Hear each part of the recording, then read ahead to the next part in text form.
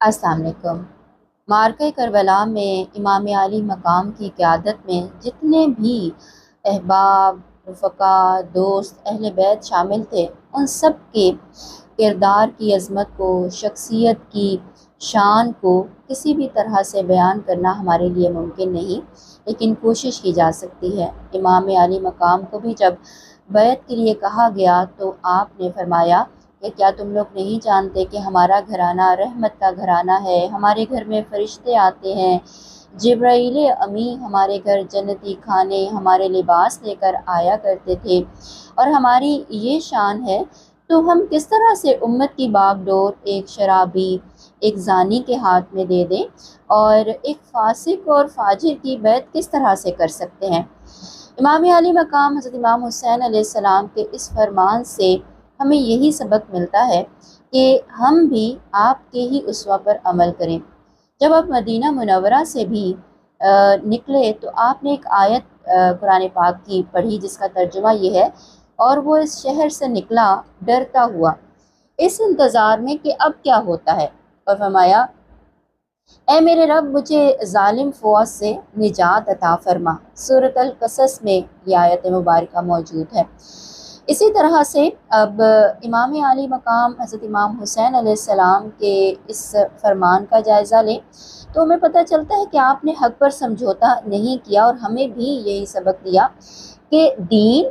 اور حق کے علم کی سربلندی کے لیے، عدل کی حفاظت کے لیے باطل کے سامنے جھکنا درست نہیں، مناسب نہیں، چاہے پھر اس کی کتنی ہی بڑی قیمت ادا کرنی پڑے۔ یہ آسان نہیں ہے کہ بیعت کے لیے انکار کر دیا، انکار تو کر دیا لیکن اس انکار کی پھر قیمت بھی چکائی۔ اور پھر دوسری طرف اگر دیکھا جائے تو اس سے یہ بھی پتہ چلتا ہے کہ جو قیادت ہے اس کی بنیاد کردار پر ہونی چاہیے۔ یہ نہیں کہ اگر کسی کے پاس طاقت ہے تو اس کو حکومت کا نام دے دیا جائے، بلکہ جو بھی حکومت کرنے والا ہے اس کے پاس اقتدار ہے تو اس کے اندر اطاعت ہو، دین کی پیروی کرنے والا ہو۔ کوئی فاسق اور فاجر جو ہے وہ ہم پر حکمران نہیں بن سکتا، اور یہی سبق آپ نے ہمیں بھی دیا، اور بیعت سے انکار جو آخری دم تک انکار ہی رہا، ہمارے لیے بھی سبق ہے کہ اصل امتحان جو ہے دین سے وفاداری ہوتی ہے۔ ہم کسی بھی دنیاوی فائدے کے لیے اللہ کے احکام پر، اللہ کی پسند اور ناپسند پر سمجھوتا نہیں کر سکتے۔ ہم یہ نہیں کہہ سکتے کہ کیونکہ کسی کو یہ پسند ہے تو ہم اپنی پسند جو کہ اللہ کے مطابق ہم کرنا چاہتے ہیں اس کو ہم قربان کر دیں، بلکہ حق کی خاطر ہم نے قربانی دینی ہوتی ہے، اور یہی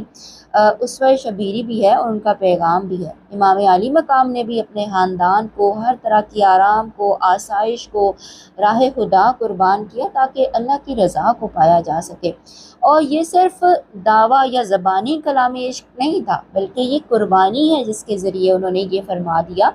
کہ کس طرح سے عملی طور پر حق راہ پر آگے بڑھا جاتا ہے۔ اور پھر قرآن ہر لحاظ سے ہمارے لیے رہنمائی دے کر ہمیں آگے بڑھنے میں مدد کرتا ہے۔ اسی لیے جو قرآن پاک کی آیت بھی آپ نے تلاوت فرمائی، اس سے بھی یہ پتہ چلتا ہے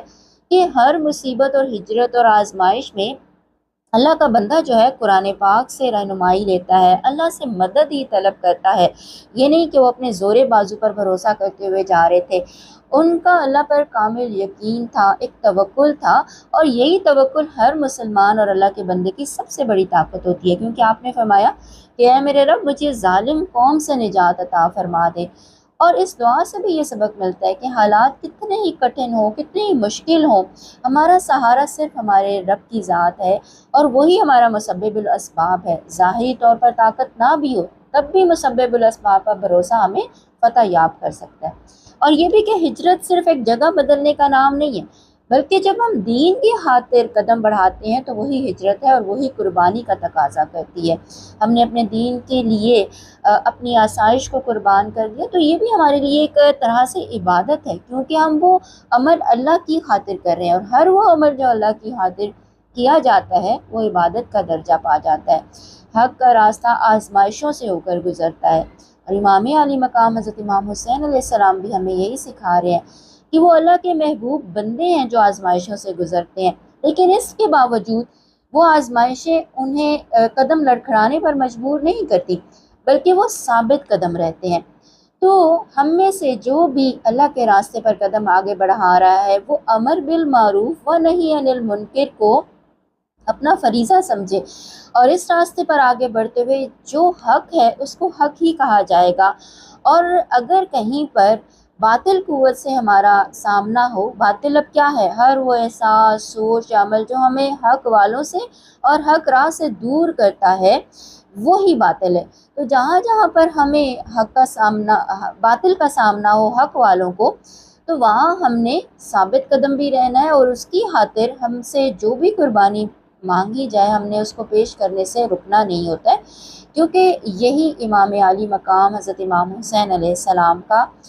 درس ہے، اور کربلا ہمارے لیے ایک درس گاہ ہی ہے جس سے ہم اپنی زندگی کے معاملات کو بہترین طرح سے نبھانے میں بھی مدد ملتی ہے، اور اپنے دین کو کس طرح سے ہم اس کی پیروی کر سکتے ہیں، کس طرح سے پیارے آقا دو عالم علیہ الصلوۃ والسلام کی اطاعت کی جا سکتی ہے، جس میں اصل میں اللہ کی اطاعت ہے، کیونکہ اللہ نے خود فرما دیا کہ جس نے رسول اللہ صلی اللہ علیہ وآلہ وسلم کی اطاعت کی اصل میں اس نے اللہ کی ہی اطاعت کی۔ اور امام عالی مقام نے بھی دراصل ہمیں یہی کر کے دکھایا ہے کہ ایسے اطاعت کی جائے کہ پھر اگر بیعت سے انکار کے بعد ہمیں کسی طرح سے بھی